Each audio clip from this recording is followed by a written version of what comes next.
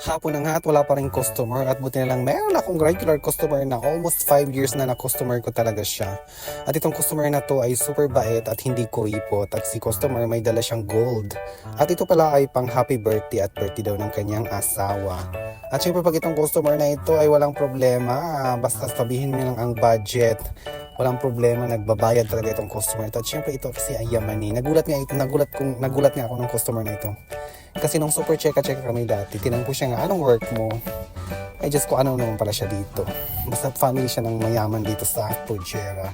Kaya nagtataka ko dati, bakit ito hindi nagreklamo sa presyo pag pinipresyuhan ko? Yes lang ng yes.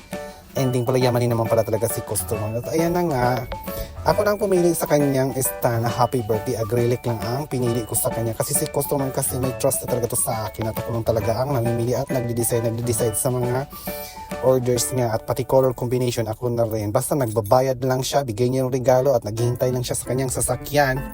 Gusto ko talaga ng mga ganyang customer. Kasi napakabait ng customer na ito. Yung walang reklamo. Pag sinabing how much your budget, ikaw na ang pipili, ikaw na mag-aayos, ikaw na ang bahala sa design. Mapapaganda mo talaga pag ang customer ay ganyan. Pero pag ang kuripot na customer at binibilang ang bulaklak, naku, binibilangan ko talaga kahit umalis at lumalis ang customer, bahala ka dyan. Pero pag mabait na customer, go.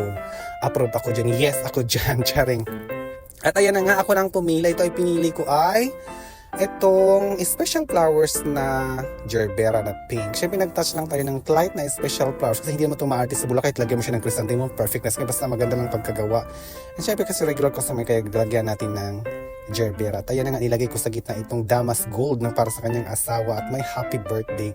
At nag-touch din tayo dyan ng pink na rose. 3 pink na rose, binukabukan natin para malaki tingnan. At meron tayong touch din na baby rose na light purple. At nag-touch din tayo ng konting chrysanthemum, diba? Para maganda talaga ang design. At nalagay tayo ng status na purple, light purple na status. At si customer ay naghintay lang sa labas. At meron tayong time na gawin talaga etong order niya. At syempre ginandahan natin dahil medyo mahal itong kanyang design na pang happy birthday, diba? I love it. Kaya gustong ko siya gawan kasi napakabait nito at walang problema sa budget.